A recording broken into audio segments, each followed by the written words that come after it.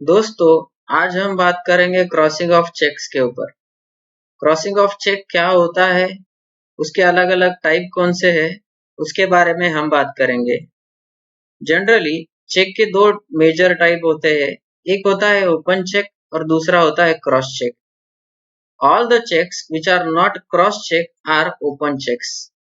जितने भी checks cross check नहीं होते वो सारे ओपन चेक होते हैं। ओपन चेक समझने के लिए हम एक एग्जाम्पल देखेंगे यहाँ पे। जैसे कि आप स्क्रीन पे देख रहे हो, सपोज मैंने राजू शर्मा के नाम ये 20,000 रुपीज का चेक दिया है।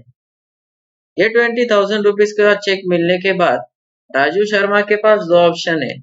आइदर ये चेक बैंक में जाकर वो कैश पेमेंट ले सकता है, या वही 20,000 का अमाउंट वो अपने बैंक अकाउंट में ट्रांसफर कर सकता है। दूसरा बात, जैसे कि आप देख रहे हो यहाँ पे लिखा है और बियरर, मतलब राजू शर्मा के अलावा जिसके भी हाथ में ये चेक जाएगा वो ये 20,000 रुपीज विड्रॉ कर सकता है। ऑब्वियसली इस केस में रिस्क होता है। अगर मुझे ये रिस्क अवॉइड करना है और सिर्फ राजू शर्मा के अकाउंट में अमाउंट ट्रांसफर करना है, तो यही चेक को मैं दो क्रॉस लाइंस बनाकर क्रॉस चेक बना देता हूँ। कैसे, वो हम आगे देखेंगे। जैसे कि आप यहाँ पे देख रहे हो, मैंने चेक के फेस पे दो पैरेलल ट्रांसवर्स लाइन ड्रॉ की है। ये पैरेलल ट्रांसवर्स लाइन ड्रॉ करने के बाद जो ओपन चेक था वो बन जाता है क्रॉस चेक।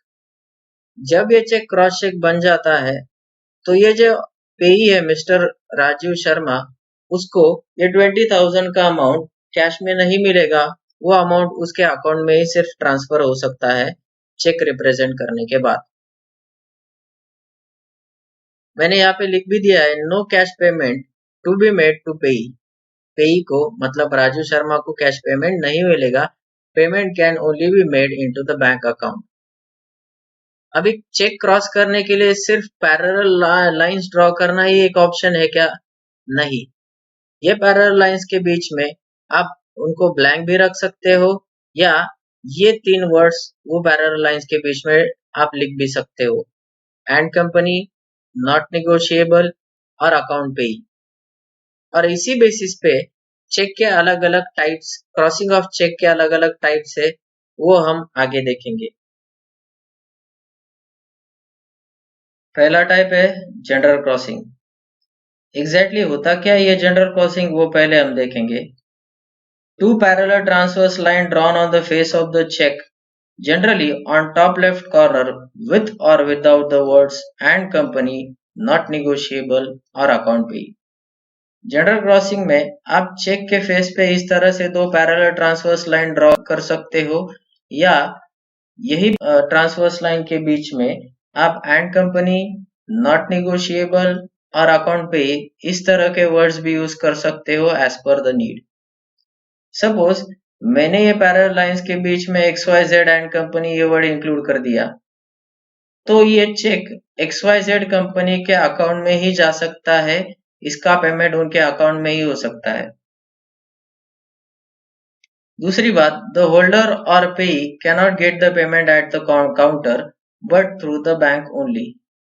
ऑब्वियसली ये क्रॉस चेक है, इसीलिए ये जो राजू शर्मा है पेई, ये जब अपने बैंक में ये चेक रिप्रेजेंट करेगा तो सीधा ये 10,000 का अमाउंट उनके अकाउंट में ही चला जाएगा, ना कि उनको कैश मिलेगा। दूसरी बात, जनरल क्रॉसिंग में कहीं भी जो पेई होता है उसके बैंक का नाम स्पेसिफाई नहीं किया जाता। सपोज राजू शर्मा जी के अकाउंट्स अलग दो तीन बैंक में है, हमको ये पता ही नहीं है कि ये चेक एग्जैक्टली कहाँ पे जमा करेंगे, तो उस वजह से जनरल क्रॉसिंग में बैंक का नाम इंक्लूड नहीं करते। सेकंड टाइप है special crossing. In special crossing, the check bears across its face an addition of banker's name with or without the words not negotiable। Special crossing में एक specific banker का नाम check पे include किया जाता है with और without the words not negotiable। Suppose इस केस में मुझे एक्सपेक्टेड है कि ये जो 10,000 रुपीज का चेक मैं इशू कर रहा हूँ राजू शर्मा के नाम पे, वो उनके बैंक ऑफ इंडिया के अकाउंट में ही जाना चाहिए। लेकिन अगर राजू शर्मा का अकाउंट बैंक ऑफ इंडिया में नहीं है तो वो चेक उनके लिए यूजलेस बन जाता है। दूसरी बात, स्पेशल क्रॉसिंग के अंडर आपको बैंक का नाम इंक्लूड करना इसेंशियल होता है, लेकिन ये ट्रांसवर्स लाइन ड्रॉ करना इंपॉर्टेंट नहीं होता है। आप ये ड्रॉ कर सकते हो या सीधा सिर्फ बैंक का नाम भी लिख सकते हो। अगला टाइप है account payee crossing. Payment of cheque will be made by the bank to the collecting banker only for account payee named. इसका मतलब ये होता है दोस्तों, अकाउंट पे क्रॉसिंग में जो पेई होता है सिर्फ उसके ही बैंक अकाउंट पर ये चेक का अमाउंट जमा हो सकता है। वो पेई किसी और को वो चेक ट्रांसफर नहीं कर सकता। जैसे कि यहाँ पे आप देख रहे हो, हमने राजू शर्मा जो पेई है उसको 10,000 रुपीज का चेक इशू किया है अकाउंट पेई बनाकर। मतलब इसका मतलब ये होता है कि राजू शर्मा अपने किसी भी बैंक अकाउंट में ये 10,000 रुपीज का चेक जाकर डिपॉजिट कर सकता है और वो 10,000 रुपीज सीधा उसके खाते में चले जाएंगे। दूसरा केस, अगर अकाउंट पे के ऊपर यहाँ पे हम लिख देते एक पर्टिकुलर बैंक का नाम, सपोज एक्सिस बैंक लिख देते हैं और उसके नीचे अकाउंट पे लिख देते, तो वो केस में राजू शर्मा के एक्सिस बैंक के अकाउंट में ही ये 10,000 रुपीज जा सकते हैं। वो चेक किसी और को ट्रांसफर नहीं किया जा सकता।